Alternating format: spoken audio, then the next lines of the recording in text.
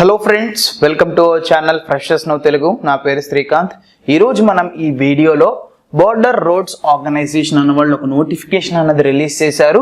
General reserve engineering force కింద పోస్టుల భర్తీకి దరఖాస్తులు కోరుతున్నారు. వాటి యొక్క వివరాలు ఈరోజు మనం ఈ వీడియోలో తెలుసుకుందాం.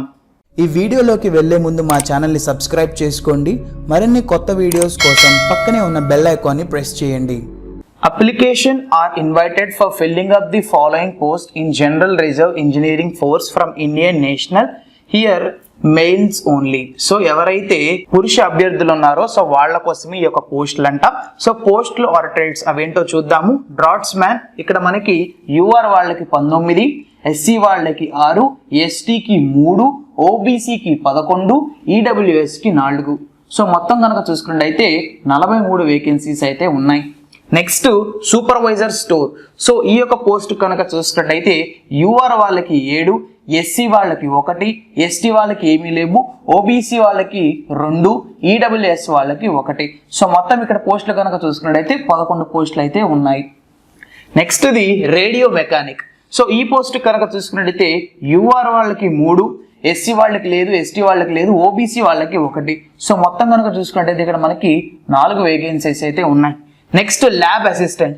యూఆర్ వాళ్ళకి 1 వేకెన్సీ ఉంది. సో టోటల్ గా ఈ యొక్క పోస్ట్ కి మనకి 1 వేకెన్సీ ఉంది. Next multi skilled worker Mason. So ఈ పోస్ట్ కనుక చూసుకున్నట్టయితే యూఆర్ వాళ్ళకి 41, ఎస్సీ వాళ్ళకి 15, ఎస్టీ వాళ్ళకి 7, ఓబీసీ వాళ్ళకి 27, ఈడబ్ల్యూఎస్ వాళ్ళకి 10. సో మొత్తం ఇక్కడ మనకి 100 వేకెన్సీస్ అయితే ఉన్నాయి. Next the multi skilled worker driver engine static. So ఈ పోస్ట్ కనుక చూసుకున్నట్టయితే యూఆర్ వాళ్ళకి 62, ఎస్సీ వాళ్ళకి 22, ఎస్టీ వాళ్ళకి 11, ఓబీసీ వాళ్ళకి 40, ఈడబ్ల్యూఎస్ వాళ్ళకి 15. సో మొత్తం ఈ పోస్ట్ కనుక చూసుకున్నట్టయితే 150 వేకెన్సీస్ అయితే ఉన్నాయి. Store keeper technical. సో ఈ పోస్ట్ కనుక చూసుకున్నట్టయితే మొత్తం యూఆర్ వాళ్ళకి 2, ఎస్సీ వాళ్ళకి 22, ఎస్టీ వాళ్ళకి 11, ఓబీసీ వాళ్ళకి 40, ఈడబ్ల్యూఎస్ వాళ్ళకి 15. సో మొత్తం ఇక్కడ ఈ యొక్క పోస్ట్ కి వేకెన్సీస్ కనుక చూసుకున్నట్టయితే 150 వేకెన్సీస్ అయితే ఉన్నాయి.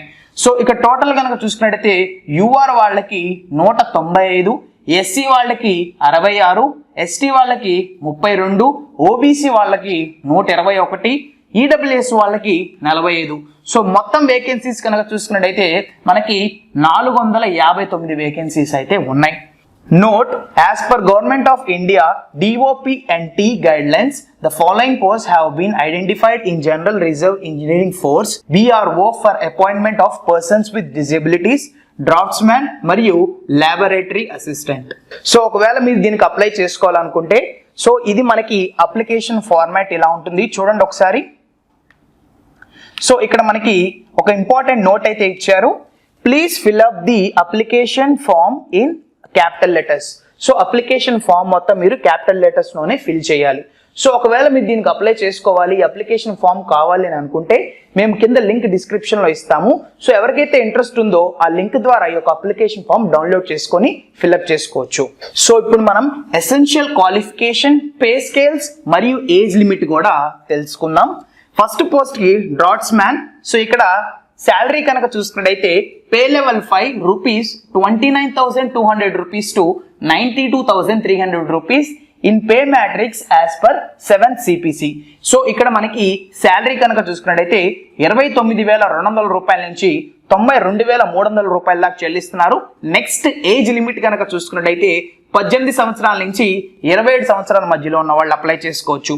సో ఏజ్ రిలాక్సేషన్స్ కూడా ఇచ్చారు. సో వాటి యొక్క వివరాలు కూడా ఒకసారి చూడండి.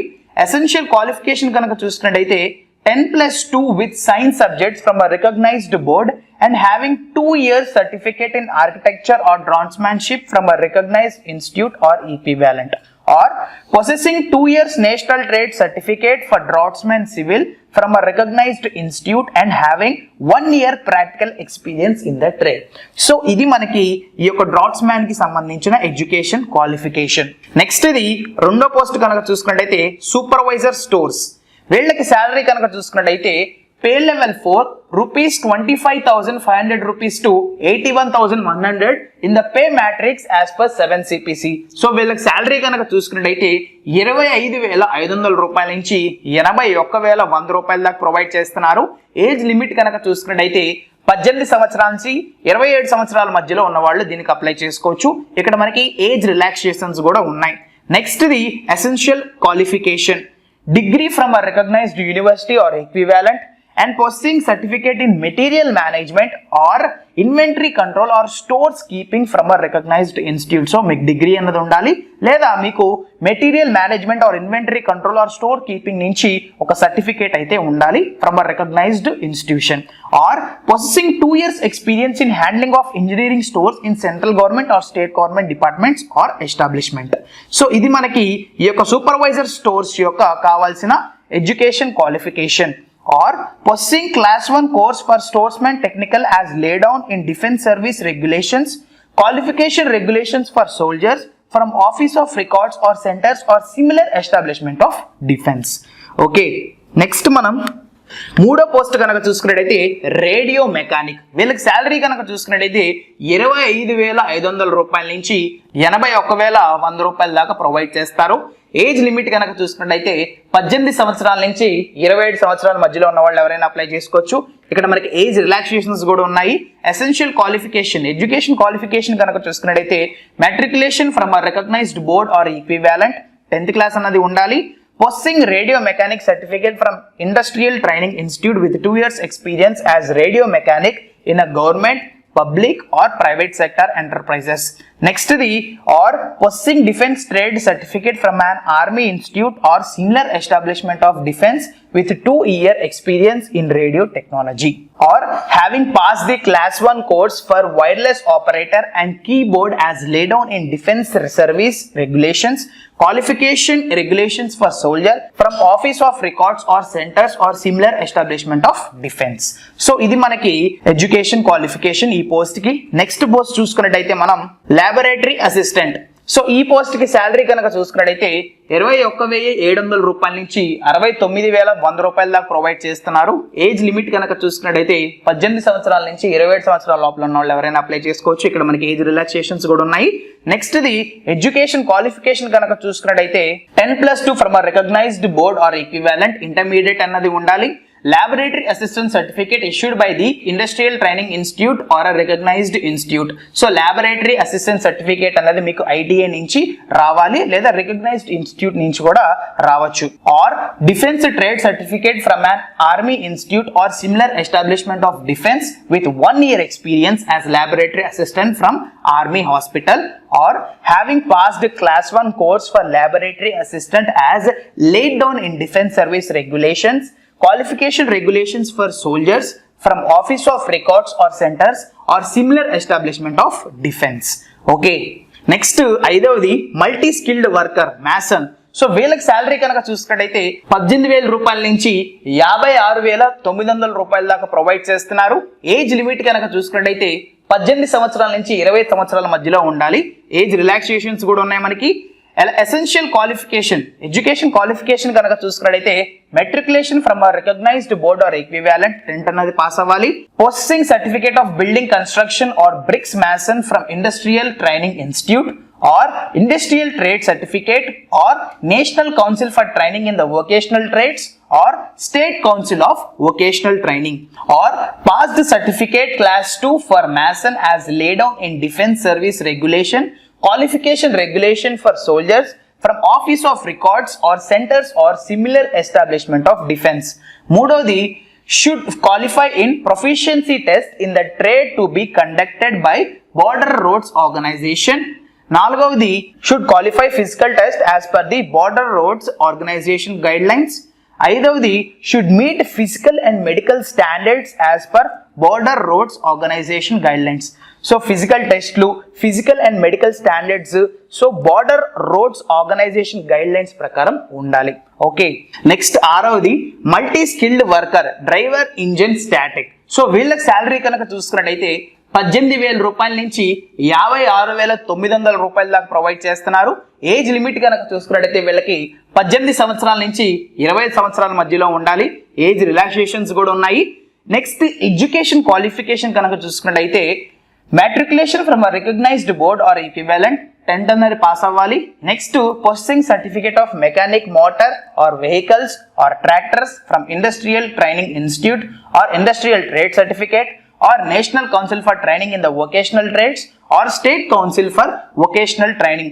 So మీకు ఈ యొక్క సర్టిఫికేషన్స్ అన్నవి ఉండాలి from ITI or Industrial Trade Certificate or National Council for Training in the Vocational Trades or State Council for Vocational Training. Okay. Or passed class 2 course for driver, plant and mechanical transport as laid down in Defence Service Regulation, Qualification Regulation for soldiers from Office of Records or centers or similar establishment of defence. Should qualify in proficiency test in the trade to be conducted by Border Road Organization. Should qualify physical test as per the Border Roads Organization guidelines. So physical test అన్నవి కూడా మీరు as per Border Roads Organization guidelines ప్రకారం qualify అవ్వాలి. Should meet physical and medical standards as per the Border Roads Organization guidelines. So మీరు physical మరియు medical standards అనేవి as per Border Roads Organization guidelines ప్రకారమే ఉండాలి. నెక్స్ట్ 7వది store keeper technical. వీళ్ళకి salary కనుక చూసుకున్నట్లయితే 19,900 రూపాయల నుంచి 63,200 రూపాయల దాకా ప్రొవైడ్ చేస్తున్నారు. ఏజ్ లిమిట్ కనుక చూసుకున్నట్లయితే 18 సంవత్సరాల నుంచి 27 సంవత్సరాల మధ్యలో ఉన్న వాళ్ళు అప్లై చేసుకోవచ్చు. ఏజ్ రిలాక్సేషన్స్ కూడా ఉన్నాయి. నెక్స్ట్ ఎడ్యుకేషన్ క్వాలిఫికేషన్ కనుక చూసుకున్నట్టయితే 10+2 from a recognised board or equivalent. Intermediate అయినా ఉండాలి లేదా 10+2 అయినా ఉండాలి. Having store keeping knowledge relating to vehicles or engineering equipment.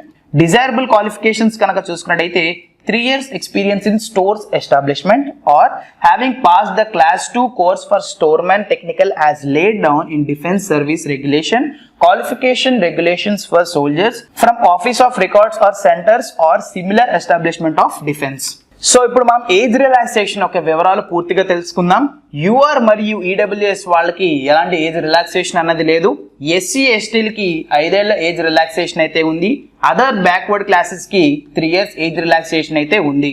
Central government civilian employee and departmental candidates who have rendered not less than 3 years of regular and continuous service వాళ్ళకి up to 45 years of SC ST. So ఎవరైతే SC ST ఉన్నారో వాళ్ళకి 45 years దాకా age relaxation ఉంది.